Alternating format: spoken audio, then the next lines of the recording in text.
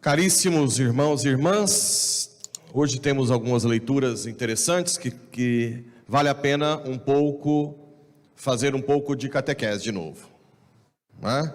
Fazer uma catequesezinha para entender o que São Tiago está querendo dizer aqui e o que esse primeiro texto também está querendo dizer. Bem, São Tiago diz o seguinte, vou começar dele porque ele é que toca no assunto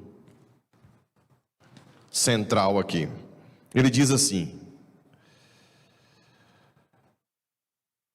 de onde vêm as guerras? De onde vêm as brigas entre vós? De onde? Isso que acontece hoje tão fortemente, dentro e fora da família.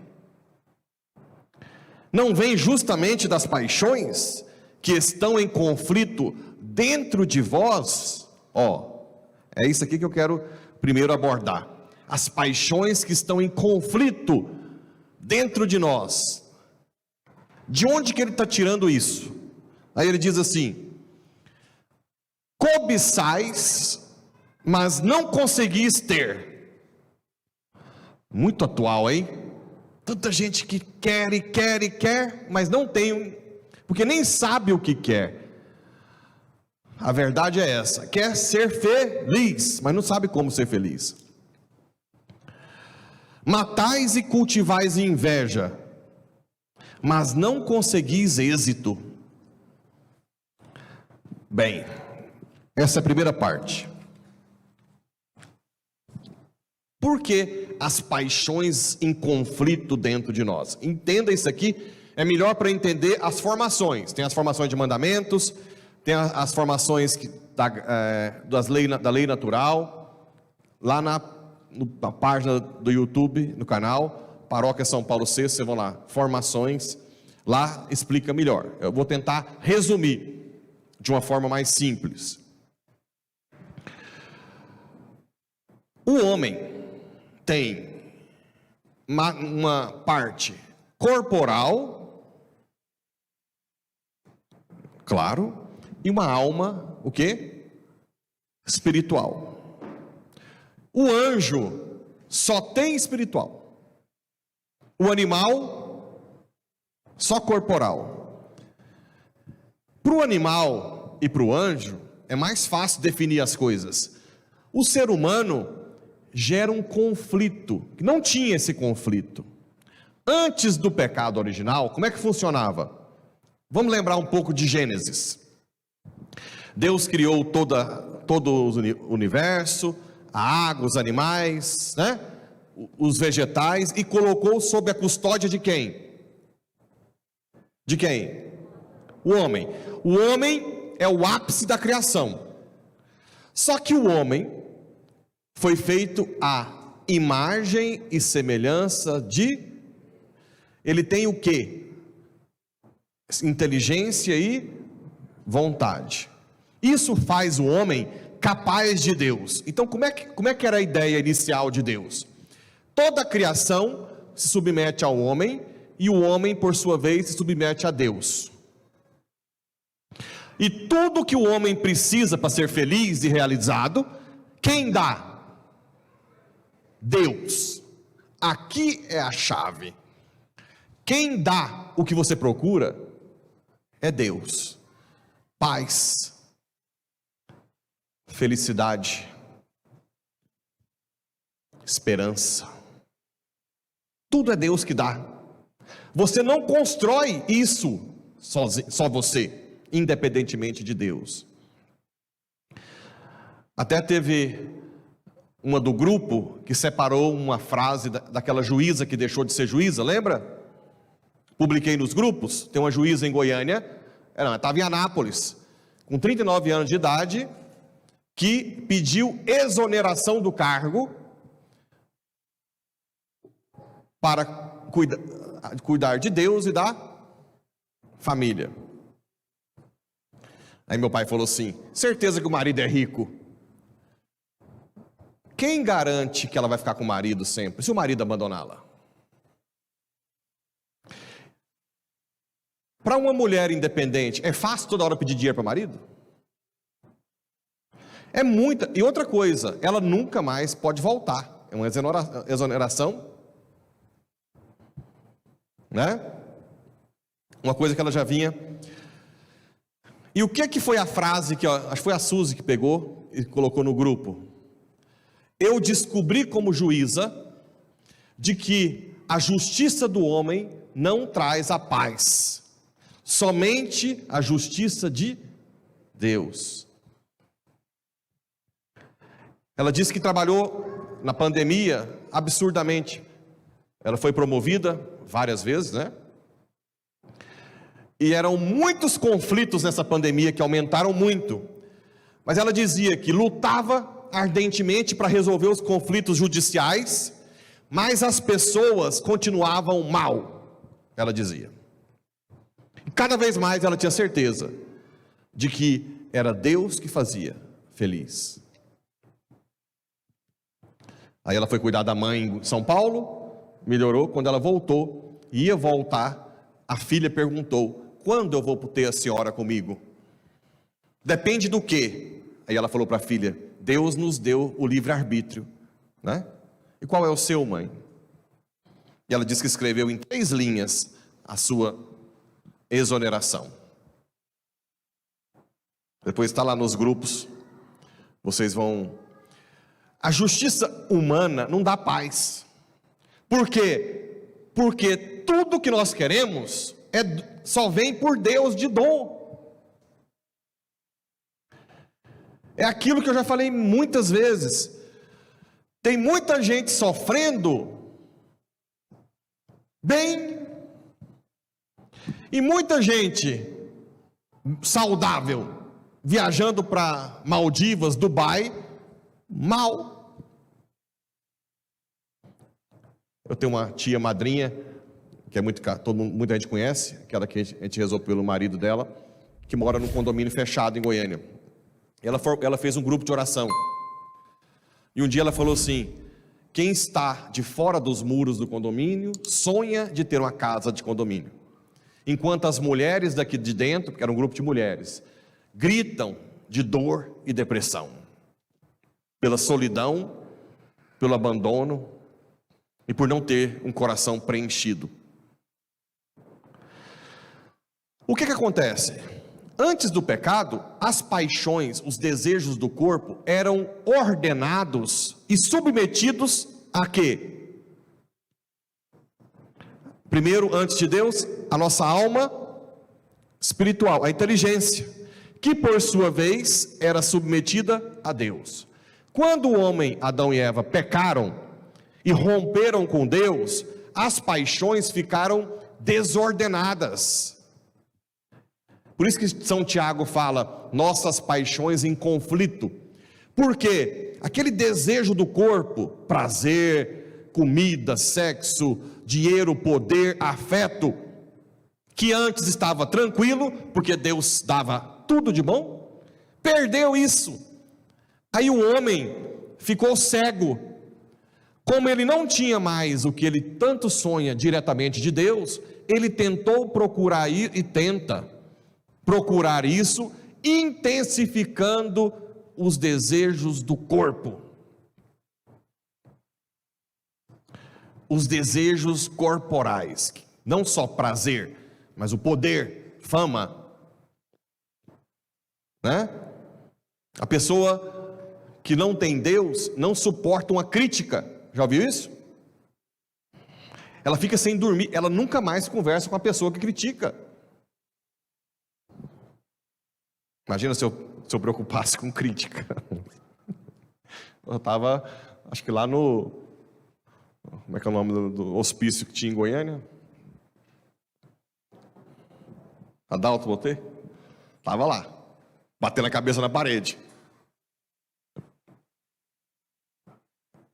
Por quê? Porque a pessoa acha que é assim que vai ser feliz. É assim que vai ter paz. E não é. Aí o que acontece? O que está dizendo aqui em São Tiago?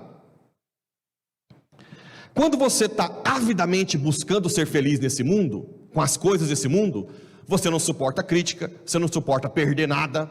E aí vem o quê? Inveja e e ciúme, não é? Eu acrescentaria uma coisa aqui na Bíblia, carência. 3 coisas que você pode ter certeza, pode ir na igreja, que não está perto de Deus: inveja, ciúme, carência. Não estou falando inveja, ciúme pontuais, todos nós temos isso, tá? Não se preocupem. Estou falando quem tem isso como centro da vida. Agora vocês vão entender a primeira leitura. A primeira leitura diz o seguinte: armemos ciladas ao justo, porque sua presença nos incomoda. Interessante isso. Se chega uma pessoa justa, boa, que trabalha bem no trabalho, por exemplo, que deveria ser bem recebida e dizer, que bom que tem alguém agora que trabalha bem, que vai nos ajudar. Geralmente é assim que acontece. O que acontece? Quem que é essa aí que está chegando agora já está achando que é o quê? Você viu tanto que ela se acha boa, mas você já viu como é que ela é em casa? Você viu como é que é o sapato dela? Não, e o jeito que ela conversa com o povo?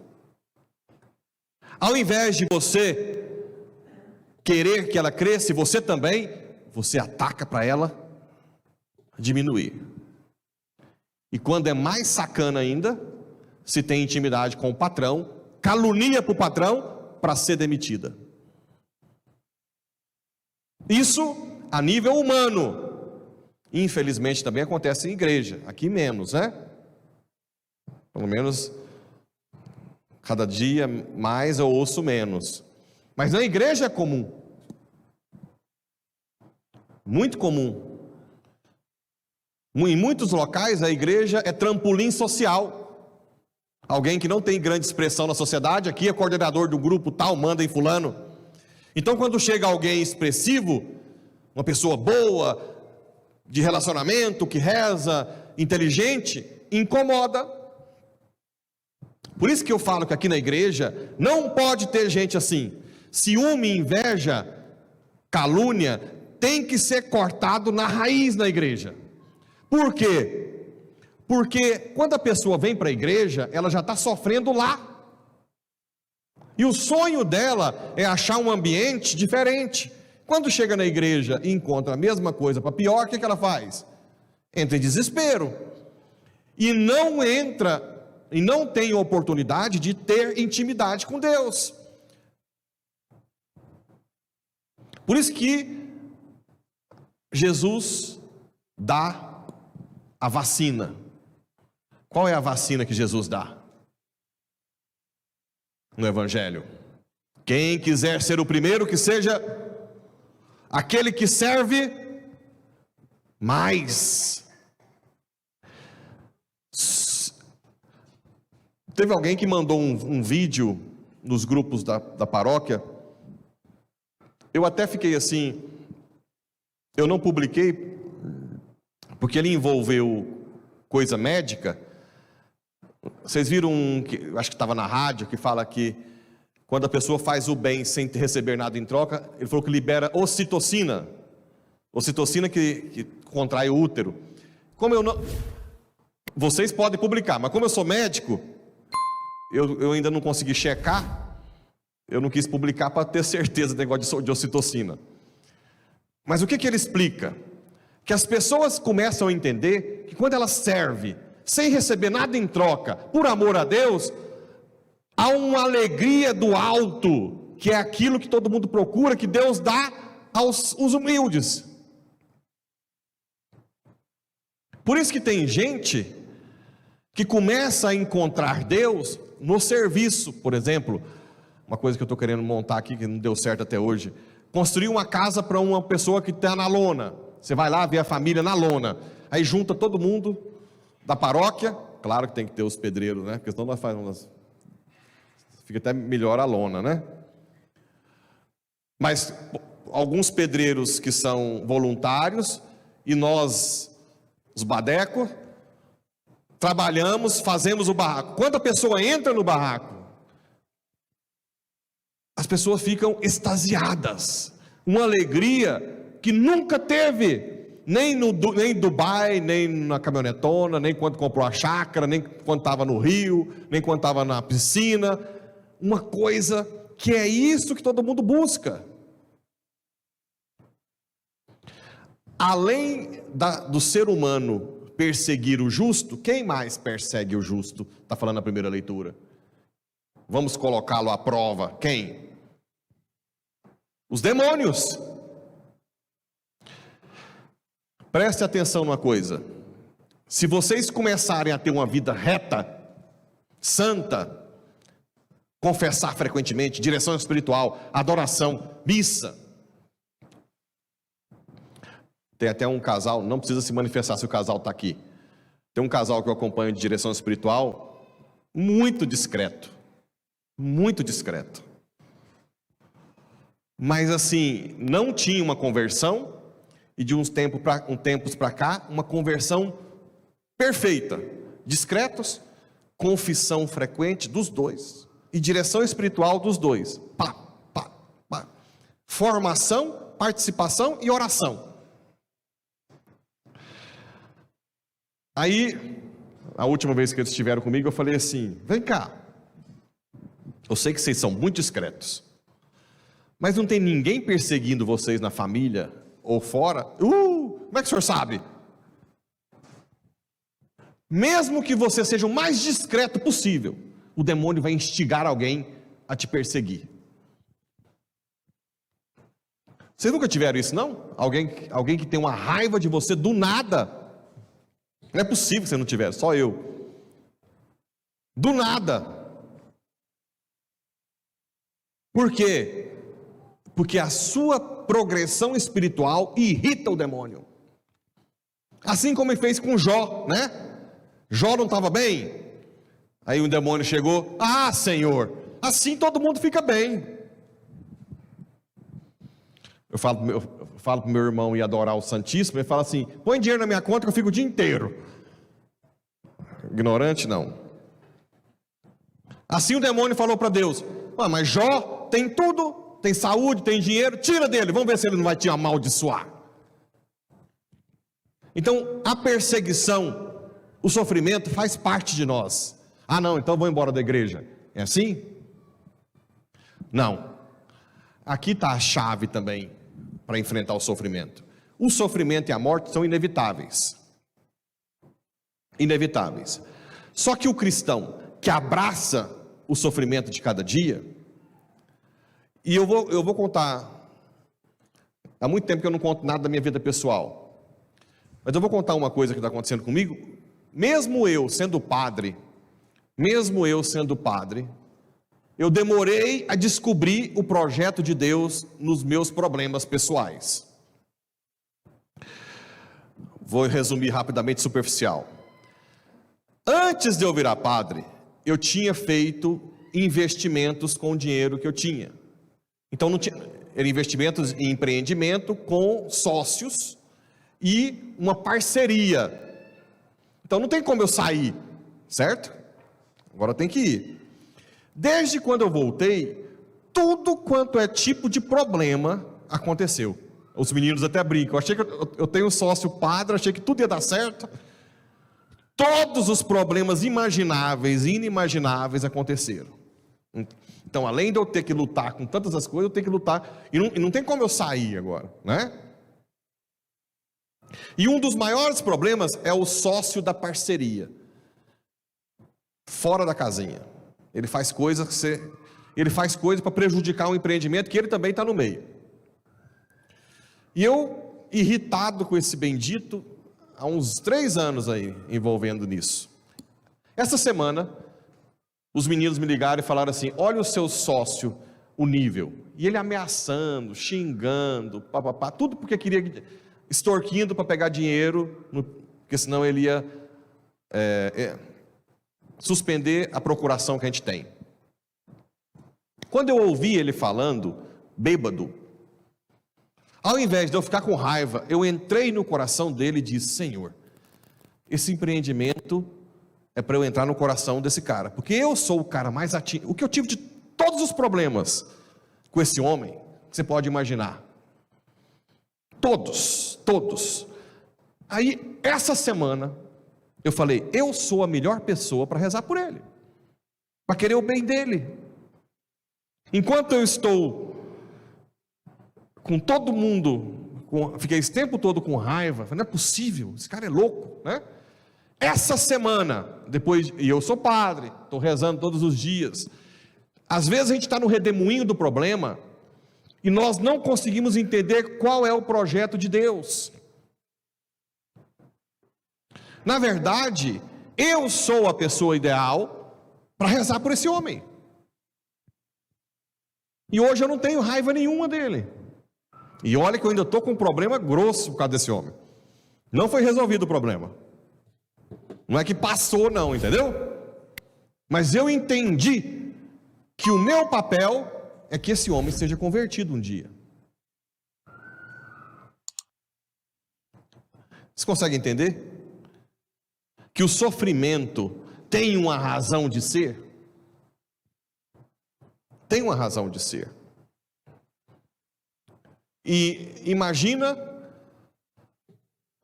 que eu poderia estar hoje irritadíssimo com esse homem. Por quê? Porque eu tenho os problemas aqui, problema da igreja, resolver, financeiro, a alma, reclamar, todo mundo. Com a pandemia, eu recebo telefonema do Brasil inteiro por causa do Covid, para mandar remédio, mandar receita, porque tem gente que não está passando receita, né?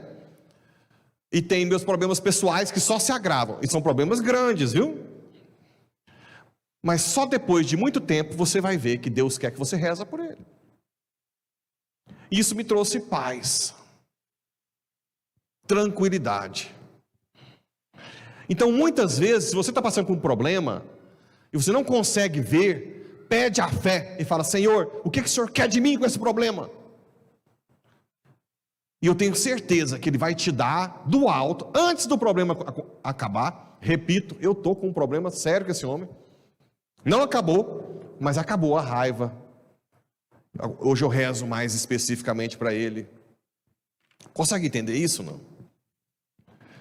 E agora, o que eu quero que vocês entendam. Por que eu não descobri isso rápido, já que eu sou padre, já que eu rezo? Porque nós todos temos as paixões desordenadas. Nós todos temos as paixões desordenadas. Demora. E mesmo que você tenha errado, se alguém que não pagou um dinheiro que você emprestou, você foi lá e xingou a pessoa, não tem problema. Pede perdão, Senhor, eu xinguei aquele homem, mas faz com que esse ato meu converta essa pessoa. Eu não quero ficar com raiva. Me ajuda, Senhor. Mesmo que você recebeu uma crítica e você bateu de frente, sempre Deus pode resolver. Pedis, mas pedis mal. Eu pedia, Senhor, resolve esses problemas pessoais meus, Senhor. O Senhor sabe que eu tenho que cuidar do povo aqui. Eu não posso ficar preocupado com coisa pessoal. Resolve, Senhor. É isso que eu rezava assim. Hoje eu falo, cuida desse coração, né? Eu ofereço tudo que eu sofri para que esse homem tenha uma intimidade contigo. É diferente a oração. Pedis, mas pedis mal, né? Desculpa te falar de coisa pessoal, mas eu tive para vocês entenderem que nós todos estamos no mesmo barco. Às vezes a gente está num redemoinho de problema, a gente não sabe como sair. Às vezes demora, mas Deus te dá uma luz. E nessa luz, aproveita. Se você não consegue rezar pela pessoa que você está com raiva, pede, Senhor, me dá a força de um dia rezar por essa pessoa. Me ensina um dia a fazer um gesto por essa pessoa. Me ajuda. E eu tenho certeza que se você pedir bem, como alguém que serve, se você pedir com amor, você vai resolver isso. Deus vai te dar uma graça naquele momento, a chamada graça atual, né? Lembra? Junto com a graça santificante que você tem nos sacramentos. Uma graça para você ter uma luz, e você vai ter paz hoje. Hoje, antes de chegar em casa, vai chegar em casa em paz. Porque tudo que acontece na nossa vida tem um porquê. E claro, o porquê não é só o homem também é eu crescer, né? Na fé, na confiança. Todo sofrimento traz um ganho espiritual. E a última coisa que Jesus ensina, que eu acho a mais forte, é de ser como criança, acolher uma criança e ser como criança. As crianças, desde pequenininha, têm as paixões desordenadas. Ou não? Quem é mãe aí? Com 1 ano e meio já dá briga, querendo tudo na mão, não é? E se tomar da mão, chora. Então nesse ponto eles são igual nós já. Já nasce com o pecado original, com a concupiscência. O que as crianças têm de diferente de nós? Eu falo abaixo de 2 anos, que o santo falou que é melhor abaixo de 2 anos. O que elas têm? Que é imprescindível. Confiança plena no pai, na mãe. Ou não? Briga por qualquer coisa, mas quando está no braço do pai e da mãe, se acalma. Confia, não importa onde o pai leva. Se mandar pular, pula. É assim que nós temos que ter com Deus. Se você quer ter paz, felicidade, confia em Deus. Ou então pelo menos pede: Senhor, aumenta a minha confiança, aumenta a minha fé. Me faça uma criança nos teus braços. Que cada dia, o meu sonho cada dia mais é de ser uma criança nos braços de Deus. De ser criança, de ser pequeno, de ser o menor. Quando você se tornar uma criança, não importa se você é rica, pobre, feia, bonita, nada, porque você confia no papai. Não é assim? Quando a gente começa a meditar coisa demais é porque está muito adulto. Então daqui uns tempos, espero eu, que eu seja uma criança nos braços do pai. Essa é a paz que o povo procura. Essa é a felicidade. Não são as faltas de problemas. Não são. Mas são como lidar com eles interiormente. Como criança ou como Deus? Como alguém que abandona ou como alguém que quer ter a rédea na mão? Abandonemos a nossa vida nas mãos do Pai. E Ele vai nos levar para o caminho seguro, que é o céu. Assim seja. Amém. Creia em Deus.